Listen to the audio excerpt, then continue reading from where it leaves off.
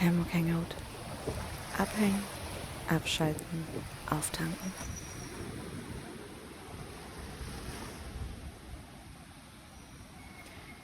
Buenas, ihr lieben Menschen da draußen. Herzlich willkommen zu der allerersten Folge von meinem Podcast. Herzlich willkommen zum Hammock Hangout. Ich wünsche dir, wo auch immer du gerade bist, einen wunderschönen guten Tag, guten Morgen, guten Abend und hoffe, dass es dir gut geht, wenn diese Folge dich erreicht. Ich freue mich riesig auf alles, was ich hier erleben werde, erzählen werde, welche Menschen ich treffen werde, mit wem ich mich unterhalten werde und möchte die erste Folge einfach jetzt mal so ein bisschen aus dem Raster fallen lassen. Ich habe ehrlich gesagt gar keine Ahnung, wie das werden wird, wie lange es dauern wird, was ich alles erzählen werde, aber es ist genauso, wie ich mir das vorgestellt habe. Es ist jetzt bei mir gerade Sonntagmorgen, ich glaube kurz nach 8. Und ich liege an dem Platz, an dem auch die zukünftigen Folgen stattfinden werden. Und zwar in meiner Hängematte, beziehungsweise in unserer Hängematte, auf der Dachterrasse unseres kleinen Apartments, Baumhauses, wie wir es so gerne nennen. Und muss ganz ehrlich sagen, ich bin ein wenig aufgeregt. Habe mich jetzt sehr, sehr, sehr lange davor gedrückt, diese erste Folge aufzunehmen. Und es fühlt sich auch immer noch super doll komisch an, hier zu hängen und einfach in mein Mikro zu sprechen. Und erstmal auch nur Kopfhörermikro, weil ja, das ist auf jeden Fall ein Thema in dem Podcast, um das es zwar nicht hauptsächlich, aber immer mal wieder gehen wird. Nämlich ein bisschen weggehen von diesem ganzen Perfektionismus. Deswegen möchte ich auch direkt vorneweg sagen, es wird keine kühle, sterile, unendlich ruhige Podcast-Atmosphäre werden aus irgendeinem Studio, sondern mein Plan ist tatsächlich aus der Hängematte aufzunehmen. Der Ort, an dem ich richtig, richtig gut entspannen kann, den ich sehr, sehr, sehr genieße und der Ort, über den ich unendlich froh bin, dass ich ihn mittlerweile habe, nämlich, wie gesagt, die Dachterrasse mit der Hängematte. Und es kann sein, dass immer mal wieder Geräusche zwischendurch sein werden, wie ein vorbeifahrendes Auto mit Direktmarketing vom Dach mit dem Lautsprecher oder auch eventuell die Baustelle nebendran oder Vögel oder klingelnde Fahrräder. Aber genau darum geht es mir auch ein bisschen. Ich möchte natürlich nicht, dass es irgendjemanden total stresst mit den lauten Geräuschen im Hintergrund oder dass man mich nicht versteht. Aber ich möchte, dass es authentisch ist und das versuche ich sowohl in dem Podcast zu verkörpern, als auch über die Leute, mit denen ich mich unterhalten werde, als auch über das, was ich einfach tue und mache und sage. Wir leben in so einer verrückten Welt mittlerweile, die irgendwie jeden Tag schneller wird und jeden Tag verrückter wird. Und diese kleinen Oasen der Entspannung und Authentizität werden irgendwie immer seltener. Und ja, genau das ist das, was ich erschaffen möchte und was ich gerne, also welche Räume ich damit auch öffnen möchte, einfach Menschen die Möglichkeit zu geben, durch das, dass sie mir zuhören, einen Raum zu finden, wo sie einfach mal ein bisschen abschalten können, vielleicht sich auch inspirieren lassen können durch das ein oder andere Thema oder den ein oder anderen Satz von mir oder auch von jemand anderem, den ich hier zukünftig im Podcast haben werde oder die. Ähm, oder einfach nur wohlfühlen und für 20 Minuten oder eine Stunde, je nachdem, mal ein bisschen runterzufahren und zu merken, so, wir sind doch alle nur Menschen, wir kochen alle nur mit Wasser und es wird so viel von uns verlangt den ganzen Tag. Wir erfüllen so viele Rollen und Jobs und Dinge, die von uns erwartet werden, die wir tun müssen, sollen, können oder auch nicht. Und ja, ich möchte in dieser schnelllebigen, verrückten, absurden und trotzdem irgendwie sehr schönen Welt einfach eine Oase der Ruhe und der Entspannung schaffen. Ja, das war jetzt schon mal eine sehr ausführliche Einführung. Und ich bin sehr gespannt, was und wer mich erwartet, wohin sich diese ganze Geschichte auch entwickelt. Es ist bisher noch sehr viel offen. Und das finde ich auch total schön, weil das leitet vielleicht auch direkt ein bisschen über. Ich habe Zeit meines Lebens damit verbracht, sehr viel zu planen, sehr viel zu strukturieren und zu organisieren und mein Leben durchzutakten, Arbeit zu erledigen, Listen abzuhaken, To-Dos zu erfüllen, um am Ende des Tages vielleicht Zufriedenheit zu empfinden, meistens aber nicht.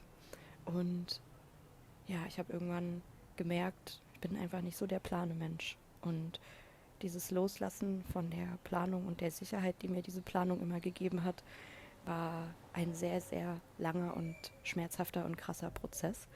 Aber mittlerweile finde ich es richtig schön, das alles losgelassen haben zu können und mich einfach darauf zu freuen, was sich entwickeln darf. Was natürlich nicht heißt, dass ich jetzt jeden Tag in den Tag reinlebe. Aber ich bin im Allgemeinen sehr viel entspannter. Und genau darum wird es in diesem Podcast auch gehen zukünftig. Ich werde wahrscheinlich erstmal ein paar Folgen alleine hochladen, um da reinzukommen, um das auch für mich ein bisschen klar zu kriegen, wie ich sprechen möchte, worüber ich erzählen möchte, wie ich das strukturieren will, wie sich das dann auch für mich anfühlt, weil, wie ich vorhin schon gesagt habe, also es ist schon ein sehr lustiges Gefühl, hier in der Hängematte zu hängen und mit mir selber zu reden, aber irgendwie auch cool, weil es mir die Möglichkeit gibt, Dinge einfach so zu sagen und zu erklären, wie ich das gerne möchte, ohne dass ich mich einschränken muss auf ein paar Minuten oder Sekunden bei Instagram in der Story oder in einem Beitrag oder in einem Reel und mir auch die Freiheit rausnehmen kann, zu sagen, hey, ich möchte jetzt 10 Minuten reden oder ich möchte eine Stunde reden. Das übergeordnete Thema oder die übergeordnete Struktur wird Entspannung sein, weil ich definitiv gemerkt habe, zum einen natürlich an mir selber, das ist für mich der erste Schritt gewesen, überhaupt da zu merken, hey, da ist irgendwas. Ähm, Dieses Thema Entspannung ist irgendwie sehr tief, was ich nicht gedacht hätte, weil Entspannung ist für mich so, ja, man geht in Urlaub, man legt sich 3 Wochen an den Strand und man kommt total entspannt nach Hause und kann wieder ein Jahr lang durchhasseln, bis man den nächsten Urlaub macht, um dann wieder zu entspannen. Und das ist was ich nie wirklich gelernt habe, was ich auch nie wirklich gemacht habe und was bei mir zu Hause auch einfach nicht gerne gesehen war, dass man mal entspannt da gesessen ist, um ein Buch zu lesen oder einfach auch mal gar nichts getan hat. Das gab es bei uns zu Hause nicht.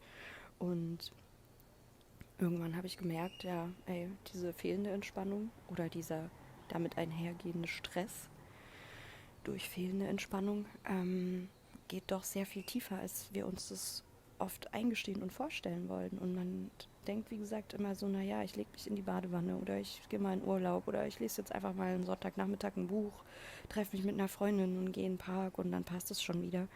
Aber dieses Entspannungsthema ist so viel mehr als nur dieses oberflächliche Entspannen. Und das war was ich in den letzten Jahren sehr, sehr krass erfahren durfte. Und ich bin unendlich dankbar, dass ich auf diesen Weg gebracht worden bin. Alles, was damit einhergeht, hat auf einmal so viel Sinn gemacht. Und ich würde auch nicht behaupten oder sagen, dass ich in irgendeiner Form fertig bin, wenn man das so ausdrücken kann.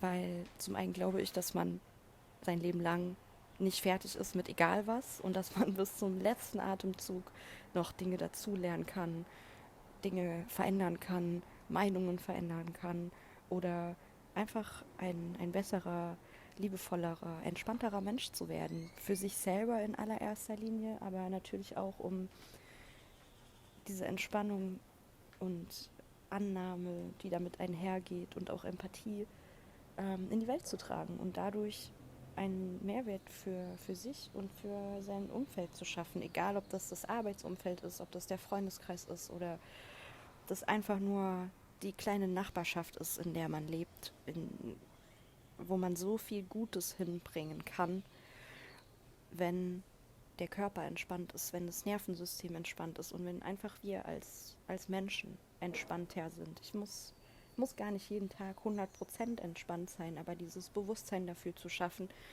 wie oft wir nicht entspannt sind und oder wie oft unser Nervensystem nicht entspannt ist und wir gar nicht bemerken, wie angespannt oder verspannt wir sind, körperlich, emotional, mental.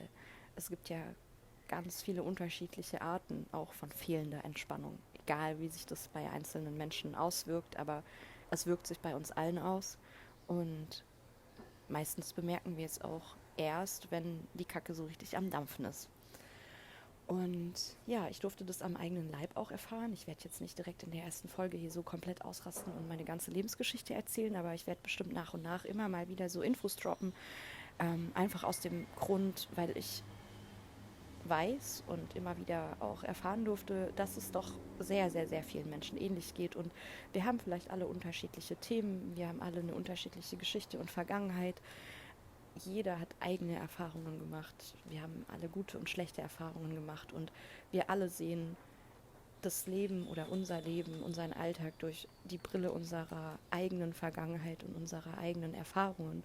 Aber am Ende des Tages, ich sag mal, kämpfen wir doch alle gegen dieselben Schatten, Dämonen, Grund- oder Kernthemen sind und bleiben die gleichen. Und dementsprechend bin ich einfach der Meinung, dass der Podcast, den ich jetzt vorhabe, in sehr, sehr regelmäßigen Abständen zu veröffentlichen, jedem in irgendeiner Form helfen kann. Und vielleicht ist nicht jede Folge für jede Person da draußen geeignet, weil es wird Themen geben, die den einen oder den anderen nicht interessieren oder die zu viel oder was auch immer zu wenig sind. Und das ist vollkommen okay. Und ich habe auch gar nicht den Anspruch, dass jeder Mensch da draußen jede Folge geil findet, sondern in erster Linie geht es mir darum, dass ich mir wünsche oder dass ich hoffe, dass egal welche Folge du anhörst oder wo du dazu schaltest, wo du auch wieder gehst, dass du bis dahin eine einzige Sache für dich mitnehmen konntest. Und das ist alles, was ich möchte, ist der Mensch, die Person, die mich hört, die mir zuhören möchte, die mir Gehör schenkt und die mir ihre Zeit schenkt, in irgendeiner Form ein bisschen zu inspirieren. Und ob du danach dabei bleibst oder ob du sagst, ey, das eine hat mir gereicht, ich will die Stimme nie wieder hören,